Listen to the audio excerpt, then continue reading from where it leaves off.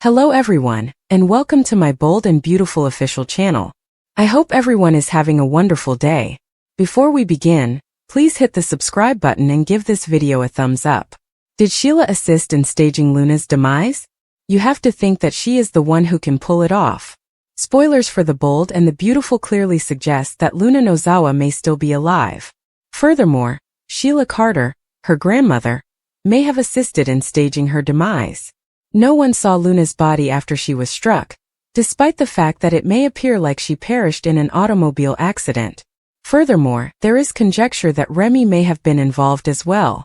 You simply never know what to anticipate in this made-up town of Los Angeles. Furthermore, Luna is a figure that is difficult to forget. On social media, the internet undoubtedly had a lot to say about the issue. Well, they'll figure out some crazy way to make it believable, by soap opera standards. For instance, we were blind to the fact that Luna had approached a multi-car pileup since it was so hazy and stormy. Luna was pulverized by running in front of a car, wrote a different show critic. Her lifeless body would have been visible to responders on the ground. Encircle it with a line of white chalk. She would have been transported to the mortuary after the coroner arrived and declared her dead. Detectives would have been conducting an investigation, and a large number of cops would have been present to control traffic. Luna has passed away. The mysterious texts from Elektra smell like Remy Price. The bold and the beautiful debuted a brand new whodunit this week. Luna Nozawa was slain by whom? More significantly, why are they messaging Elektra Forrester about killing her opponent? Almost everyone on BNB had an incentive to drive down Luna Nozawa. However, Elektra's mystery texts allow us to reduce the number of suspects. Fans of Bold and Beautiful are certain that Elektra's former stalker Remy Price is the one contacting her. Discover why they might be correct by continuing to read. Here are some spoilers for the CBS soap opera that will air next week. On the most recent episode of the soap opera, Elektra Forrester and Will Spencer Jr. talked about Luna's hit and run, but they couldn't figure out who could have run her down and why they left the scene. Then, without warning, Elektra got a text from an unidentified sender that said, "I'm the one that ran over Luna." Everyone on Bold and the Beautiful had a reason for running over Luna Nozawa, but it's clear that Elektra is involved. Furthermore, the murderer is obviously not intelligent and insane. Additionally, the texts have a hint of stalking, which is Remy Price's specialty. Remy is currently in a desperate attempt to save himself from being dumped by Deke Sharp. Running over Will Spencer's baby mama is a great way to win back Elektra Forrester's favor. Remy Price clearly didn't think this crazy scheme through if he is the hit-and-run driver that struck Luna Nozawa and left her for dead.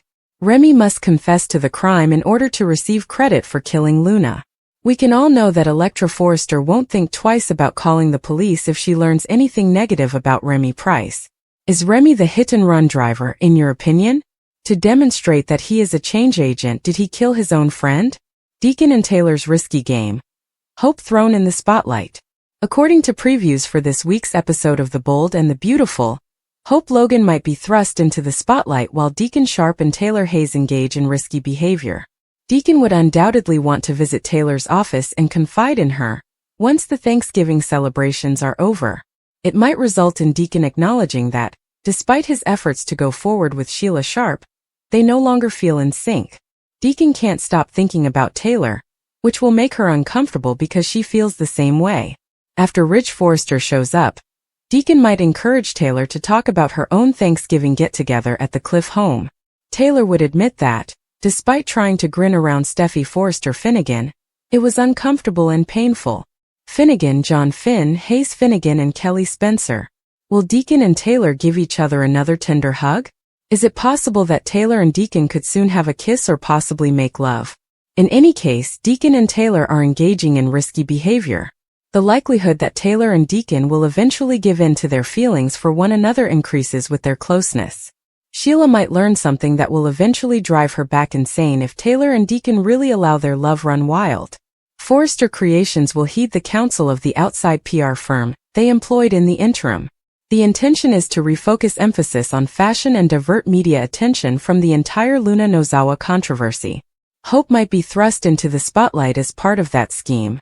Forrester's decision to emphasize Hope for the future's comeback and expedite the upcoming fashion show makes sense. Deke Sharp's ideas may therefore be released earlier than anticipated, but this could be a pleasant diversion from his intense feelings for Remy Price. Nevertheless, Remy will make every effort to fulfill his therapy commitment and strive to be someone deserving of Deke's affection. Carter Walton will also want to show that he is Daphne Rose's man, but there may be some obstacles in the way. Someone from Daphne's past was revealed in fall preview spoilers, but it hasn't yet happened on screen. Was that plot abandoned by B&B, or is it still a possibility? Stay tuned for updates on any significant news that may impact Carter and Daphne, as spoilers for The Bold and the Beautiful indicate that they will have to decide what their future holds anyway. Luna's demise is temporary. According to spoilers for The Bold and the Beautiful, one thing we've learned about life in this made-up town of Los Angeles, or any soap opera for that matter, is that you are never truly dead, even if the final nail is driven into your coffin. We are, of course, referring to Luna Nozawa. Although it seems like she might have passed away during the show's last episode, there is conjecture that her demise might merely be momentary. Put another way, it will only be a matter of time until Luna reappears. After all, fans have lost count of how many times her grandmother Sheila Carter has passed away, don't they? It's obvious that a lot of fans have strong opinions on the issue on social media. Some even asked, is she truly gone? If that's the case, it was really too hurried. Lisa Yamada may be gone forever because her farewell posts appear to be quite genuine. She's the greatest performer and most entertaining character right now, therefore I hope she's not. It seems to me that she will return in time for Will and Elektra's nuptials. In addition, she will be cradling Will's infant in her hands. That is the kind of drama that the show need. Dylan reveals the shocking truth to Elektra about killing Luna. Luna Nozawa revealed Elektra Forrester the startling truth after Dylan killed her. According to The Bold and the Beautiful, Katie Logan told Brooke Logan Forrester, Donna Logan Forrester, and Rich Forrester at Forrester Creations that she was thankful for Luna's passing. Additionally, Katie expressed gratitude to Elektra for remaining by Will Spencer's side during all of this upheaval. Next in the episode, Elektra and Will went to the Forrester design office after deciding they could use the distraction of work. At that point, Will advised Elektra to simply block the number and disregard the strange "I'm the one that ran over Luna" text. Katie led Will to the showroom after he announced himself in the CEO's office. Katie was also alarmed by Will's updates regarding the strange text that Elektra had received. When Dylan came by with a cup of coffee for Elektra, she was overjoyed. When Dylan was teaching art to Hayes Finnegan, Elektra remembered how they became friends and frequently shared coffee. Dylan expressed regret for not communicating with her since the beach house tragedy, but Elektra recognized that she needed time to come to terms with such a terrible experience. Dylan talked about getting a new phone number and eventually berated herself for introducing the kids to Luna, sometimes known as Mrs. Sunshine. Dylan undoubtedly felt bad about not following the correct safety procedure. Naturally, Dylan battled with the recollection of being kept captive and felt awful about calling Steffi Forrester Finnegan on Luna's orders. Dylan came to Elektra because she needed a friend and someone who could relate to her. She had something else to admit, but Dylan would never intentionally harm anyone. Dylan acknowledged that she was behind the text and that she was the one who struck Luna after she acknowledged driving in the vicinity of the beach home. Dylan, however, insisted that it was an accident and explained that she had immediately called the police. Dylan's shocking announcement stunned Elektra, but she comforted her and reassured her that they would overcome this together. As Elektra argued that she didn't have to bear this load alone, Dylan continued to cry. According to teasers for The Bold and the Beautiful, Dylan will face additional stress as a result of the most recent Luna upheaval. When creating Luna Nozawa's most recent plot, did the authors of The Bold and the Beautiful take inspiration from Pretty Little Liars? Everyone witnessed Luna Nozawa's demise. But what if there were two Lunas wandering about Los Angeles? This indicates that just one Luna has died and that another is still at large. There have been rumors of an evil twin plot when it was discovered that Lisa Yamada's character was the Il Giardino murderer. We can all agree that Luna's actions are illogical. If she were two different people, some of the characters' inconsistencies would make sense. Luna Nozawa's death appears to have been confirmed by The Bold and the Beautiful. However, it doesn't mean she doesn't have a doppelganger who might still be carrying Will Spencer Jr.'s child. This implies that Lisa Yamada would continue to be a cast member of the soap opera. Luna's discovery of a doppelganger would make sense if it turned out that Poppy Nozawa and John Finnegan had 2 children. It wouldn't be shocking if Poppy admitted Luna had a twin that she didn't raise because she has lied about almost everything.